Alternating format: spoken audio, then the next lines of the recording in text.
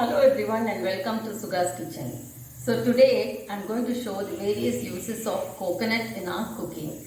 Coconut is a very versatile fruit and it has many uses. It can be like milk can be extracted from the coconut scraps and added to the menu to add flavor, as well as you can cut it into pieces and add to your salad, or you can grind it with other ingredients for the regular sambar. So these are the uses of coconut. What are the benefits? There are many. It's rich in fiber, and although there was a lobby, anti-coconut lobby, it has now come to the forefront that coconut is good, coconut oil is good, coconut extract is good, and it is rich in fiber and vitamin B135, as well as rich in sodium, potassium. It adds a lot of flavor to the food, thickens the gravy, and has many uses. Let us see. Now we are going to see three items for which coconut can be used. One is the arachu vitta sambar, or the ingredients are ground and added to sambar, which is a regular South Indian menu, part of the menu. As well as this is a multi-vegetable stew. I have used white ash gourd, yellow pumpkin, and potato beans. Instead of beans, you can also use the long beans. I didn't have that, so I've used beans. Now for the sambar, I have used vendakya or lady's finger. For grinding the ingredients, I have dhania or coriander seeds, methi, chana dal, jeera, and red chilies.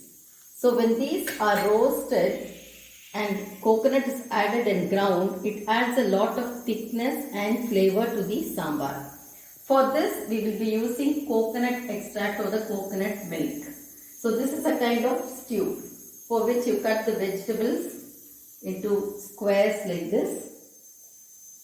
This is how generally it's done, into small rectangular or square bits, and the beans are cut lengthwise and added, and a potato to add thickness. Now for the sambar, I just added an extract of tamarind. I have taken this much of tamarind, added 2 glasses of water, and added the vendakya or the lady's finger. Now let's break the coconut. I am not recommending that you all break it this way. I do it this way, but it can be a little risky on your wrist. So you can get it broken by a shop vendor or by the broken coconut. So somewhere in the middle of the coconut, you hold it firmly in your left hand, and with the right hand and the hammer, keep your vessel ready for extracting the water. Then with the help of the kitchen pliers, I just wrench it open and I have my coconut ready.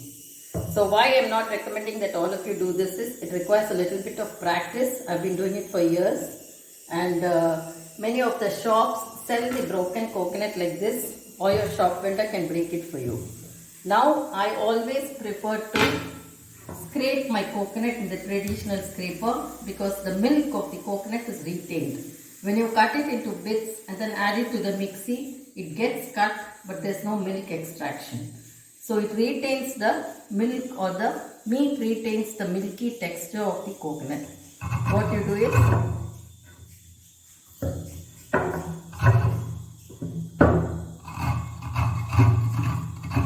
when you grate like this, you get soft scrapings or grates, and it retains the color, the milky white color of coconut, as well as you can see, it retains the milk. So I don't prefer to cut it into bits except for salads.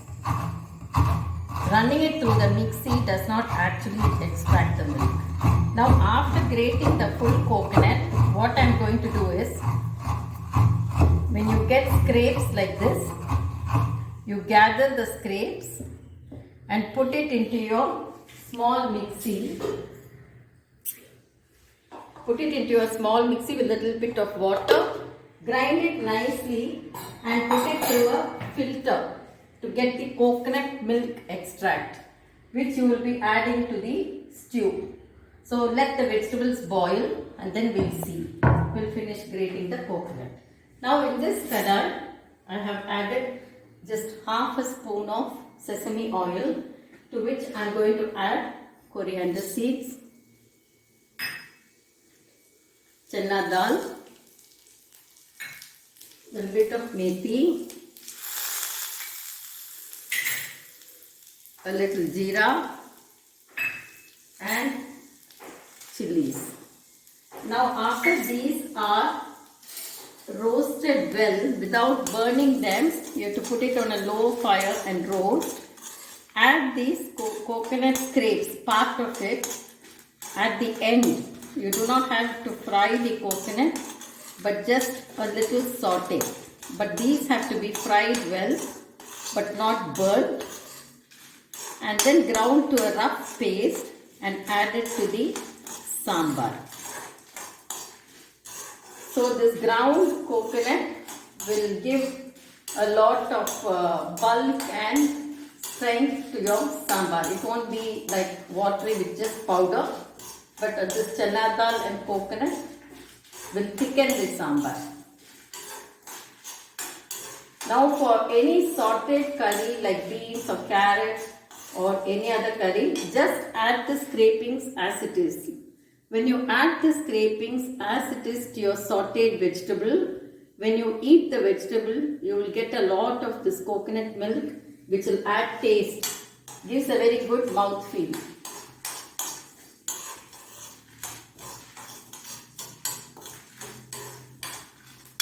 So now this is roasted. I am switching off the gas.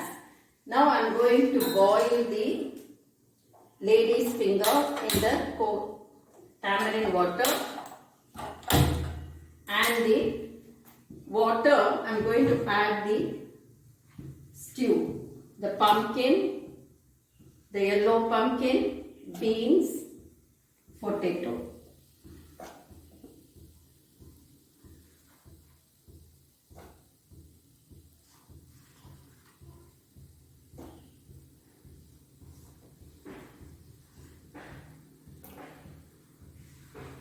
So as you can see, in a day's menu, this will have coconut milk, this will have ground coconut, and the chana which I have pressure cooked as a salad will have just cut pieces of coconut.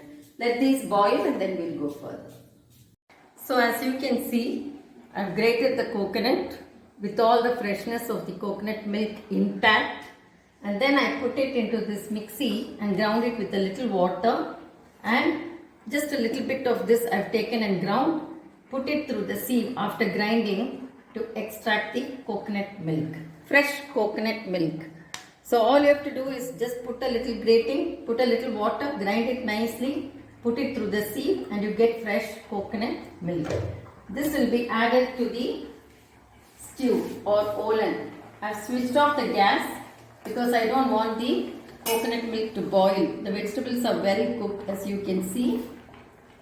All the vegetables are well cooked. So now I'll just add the coconut milk, fresh coconut milk for the olan or stew.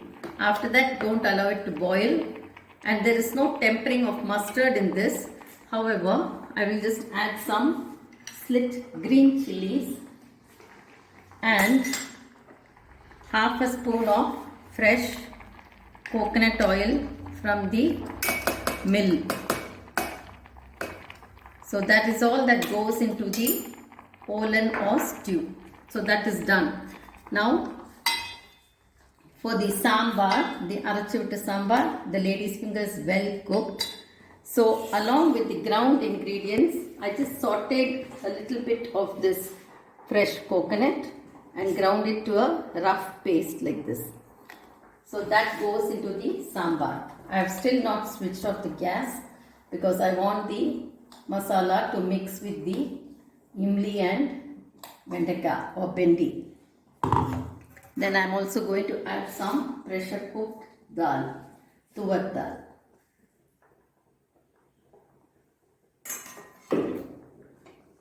See, the arachivutta sambar is ready.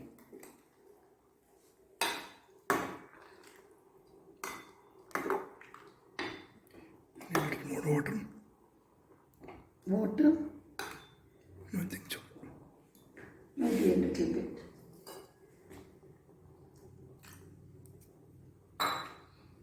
So you can see it is thick.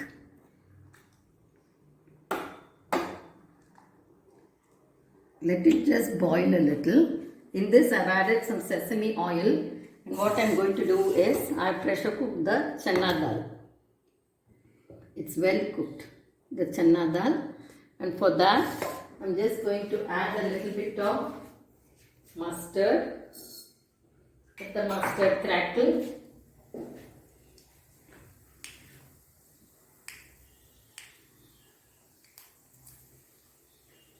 And for that, I have cut the coconut into small pieces like this. Into very small bits like this. So that is the way it's going to be done. I'm going to add a little bit of this tempering to the sambar also. And then green chilli, red chilli, and the coconut and the curry leaves for the chana. For the sambar, a sprig of curry leaves. So this is all that goes into the chana salad. Then add the chana salad and mix it. Add a little salt as per your taste. And last, just add some hing to the sambar and the chana, kabuli chana, white chana salad. So you can see the coconut has taken different shapes and different textures for these three items. Coconut milk, ground coconut, and cut pieces of coconut. All of it is tasty, and all thanks to the freshly ground coconut. If you don't have a coconut scraper like this, get one in the shop or get the turning one and scrape your coconuts fresh to retain the flavor and freshness of the amazing fruit coconut. Thank you.